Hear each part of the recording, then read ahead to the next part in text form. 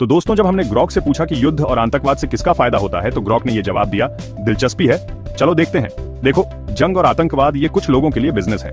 हथियार बनाने वाली कंपनियां आर्म्स डील से अरबों कमाती हैं। नेता लोग अपनी पावर बढ़ा लेते हैं और अपने एजेंडास आगे बढ़ाते हैं। और खुद आतंकवादी संगठनों को मत भूलना, वो केओस में फलते फूलते हैं, कंट्रोल पा लेते हैं। इन कॉन्फ्लिक्ट से बहुत ज्यादा प्रॉफिट होता है, लेकिन किस कीमत पर? बेकसूर लोगों की जान जाती है, कम्युनिटीज तबाह हो जाते हैं और इकोनॉमीज बर्बाद हो जाती है।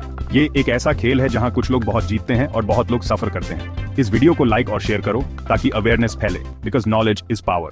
तो शुरू करते हैं। अगर आपको लगता है कि जंग सिर्फ राजनीति की बात है, तो जरा फिर से सोचो। ये कुछ लोगों के लिए बहुत बड़ा धंधा है। युद्ध और आतंकवाद के पीछे छिपे आर्थिक और राजनीतिक हितों को समझना बहुत जरूरी है। सबसे पहले हथियार बनाने वाली कंपनियां जैसे लॉकहीड मार्टिन और बोइंग, ये कंपनियां जंग के दौरान हथियार बेचकर अरबों कमाती हैं। इनके लिए युद्ध एक अवसर है जिसमें वे अपने उत्पादों की मांग को बढ़ा सकते हैं और अपने मुनाफे को आसमान तक पहुंचा सकते हैं। सिर्फ 2023 में टॉप 100 हथियार कंपनियों ने 132 बिलियन कमाए। ये आंकड़े दिखाते हैं कि युद्ध का व्यापार कितना लाभदायक हो सकता है। अब प्राइवेट मिलिट्री फर्म्स जैसे ब्लैकवाटर, अब कॉन्स्टेलिस और वागनर, ये लोग जंग के इलाकों में सिक्योरिटी और मर्सनरीज देकर खूब पैसा कमाते हैं। कुछ लोग अपनी पावर बढ़ाने के लिए या देश के अंदर की परेशानियों से ध्यान भटकाने के लिए जंग का इस्तेमाल करते हैं। युद्ध का उपयोग अक्सर राजनीतिक लाभ के लिए किया जाता है, जिससे जनता का ध्यान असली मुद्दों से हटाया जा सके। लोगों को एक दुश्मन के खिलाफ इकट्ठा करना एक पुराना तरीका है। यह तरीका सदियों से इस्तेमाल होता आ रहा है, जिससे जनता को एकजुट किया जा सके और उनके अंदर एकता की भावना पैदा की जा सके। संसाधनों का फायदा उठाने वाले भी फायदे में रहते हैं। युद्ध के दौरान प्राकृतिक संसाधनों का दोहन करना आसान हो जाता है, क्योंकि संघर्ष के कारण स्थानीय सरकारें कमजोर हो जाती हैं। जंग वाले इलाकों में अक्सर तेल और खनिज जैसे कीमती संसाधन छुपे होते हैं।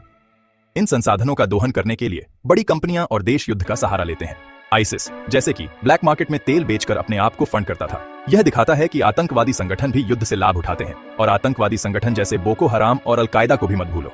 ये संगठन अपहरण और स्मगलिंग से केओस में फायदा उठाते हैं। आतंकवादी संगठन युद्ध और अस्थिरता का फायदा उठाकर अपने एजेंडे को आगे बढ़ाते हैं और अपने वित्तीय संसाधनों को मजबूत करते हैं। कुछ फाइनेंशियल इंटरेस्ट वालों को भी फायदा होता है।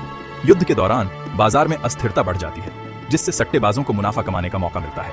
जंग की वजह से तेल जैसी चीजों के दाम दियाराच जाते हैं, जिससे सट्टेबाजों को फायदा होता है। तेल की कीमतों में वृद्धि से कई वित्तीय संस्थान और निवेशक लाभान्वित होते हैं। लेकिन नुकसान किसका होता है? आम लोगों का, सैनिकों का, अर्थव्यवस्था का।